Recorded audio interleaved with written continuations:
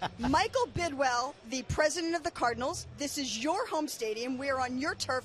We're going to talk about the rain later. You better make that clear up. We're going to make it clear up. But what is your assessment of how the week has gone so far in Arizona? I think it's gone outstanding. You think about, we started the week with the Pro Bowl. Sunday it was outstanding, a sellout at University of Phoenix Stadium. The players did a great job on the field. The fans, I mean, it was an electric atmosphere. And it was like the United Nations of the National Football League. All 32 teams had jerseys in the stands. A lot of fans came in from out of town and celebrated our great state. We have the Phoenix Open going on in Arizona right now. The golf tournament, Tiger Woods is in it. A lot of excitement around that. And then, of course, the Super Bowl Sunday. The downtown Phoenix area is just electric right now. All right, look, we just finished the commissioner's news conference.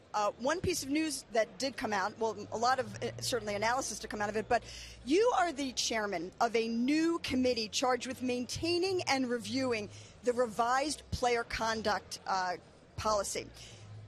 The commissioner said they had their first meeting yesterday. What came out of that? Well, it's actually the personal conduct, and it applies to all of us, not just the players, but owners and all the staff. And we had our first meeting yesterday. I thought we made great progress on ideas about how we're going forward with this new policy. We're going to meet again before the annual meeting in March. One specific. Give us one specific. One specific. Let me give you two or three. So specifically, there were a number of recommendations that the Mueller report recommended that we incorporate into our policy going forward. So, for example, an ongoing obligation by the teams to give material information forward to the league and their investigators. The idea of we're going to have an independent investigation, players and non-players throughout the teams and throughout the league. And we had 9 domestic violence issues last year, 9 too many. And we feel like this is not just an NFL problem, but it's a human problem. But we can lead here, and we feel like we can truly make a difference. So we're going to be doing a lot of education, a lot of outreach, and so we're excited about the future. Michael, as you well know, the union has said this new personal conduct policy should have been collectively bargained, that they were cut out of the process before it was implemented. Will you reach out, now that it's in place, will you reach out to the union again to try to smooth things over to bring them into the process? Where do you stand on that? Well, you know, they've filed a grievance. I'm certain that there are going to be more conversations. My hope is that they'll get on board, because this is the right thing to do, and that's why we passed it unanimously, and we hope our players get on board with it. Regardless, the policy applies to them, and we're going to continue moving forward, raising the standards, and doing what we can do to try to make a difference in this area. Michael, we heard Commissioner Goodell just up here say he worked for all 32 teams, all 32 owners, and people were asking about his relationship with Robert Kraft of the Patriots.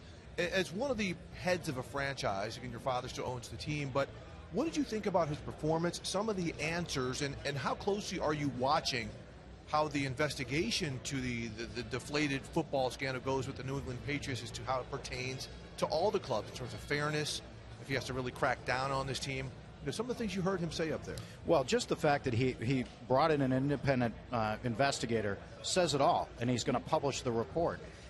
It's independent. There are going to be findings, and if there are issues, that he made it clear, nobody's determined that there's an infraction yet. But if it is found, you know, then he's going to do his job, and that's to hold up the integrity of the game. There's no doubt in my mind, whether it's this or any other issue, that's what he's focused on doing, and I believe he's doing a good job. And on this matter, you know, we're going to find out what that report says. You have to always remember that Roger Goodell works for the 32 owners. There were several questions that we heard from the assembled media about whether or not he still does merit a paycheck in the range of $40 million. You are not on the compensation committee, but you are representing one of the 32 owners. What are your thoughts on what Roger Goodell is worth? I think our commissioner does a fantastic job. You know, there is no doubt, as he said in the press conference, 2014 was filled with humility and a learning experience for him personally, and some of the mistakes that he acknowledged, you know, took a personal toll on him. But going forward, I know what we've done with this policy when we passed it in December.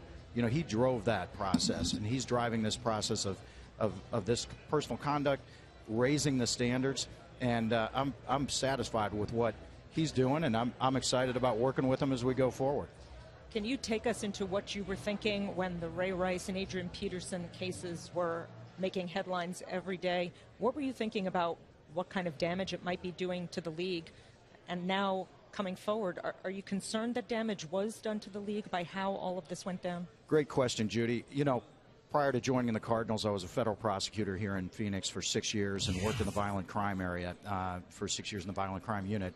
And so I've got a lot of experience in this area, and I felt like we could get a lot better, and that's what we've done since then. That was about 5 months ago, and I think we've come a long way.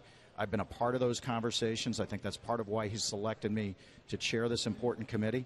And I think we're going to make a difference, and that's what I'm determined to do, is to make sure we make a difference. We do the education we need to do, but we also have a policy that holds people accountable when they break it. Michael, quick question about your club. We've heard you say you guys want Larry Fitzgerald to retire, an Arizona Cardinal. Right. How are you going to make sure that happens this offseason? Well, you know, last year we made some changes to his contract to free up some cap space last year that got moved into 2015. So we're right now trying to work with him, and he and I have had conversations. And after the Super Bowl and all the dust settles, we'll sit down, and I'm confident we'll get that worked out. We want to see Larry retire as an Arizona Cardinal several years from now. It's not going to happen anytime soon because he's still a great player on the field. But I believe this is where he wants to be. It's where we want him, and we've had some great conversations. He's had great conversations with Steve Keim and with Coach Arians as well. And so I think it'll all get worked out here in the next few weeks. And let's not forget what a terrific season the Cardinals did have, albeit Absolutely. on their third-string quarterback, led by my pick for Coach of the Year, Bruce Arians. But mine too. I would hope so, that's for sure. Michael Bidwill, thank you so much for joining us. We really appreciate your time and insights. Thanks so much for having me.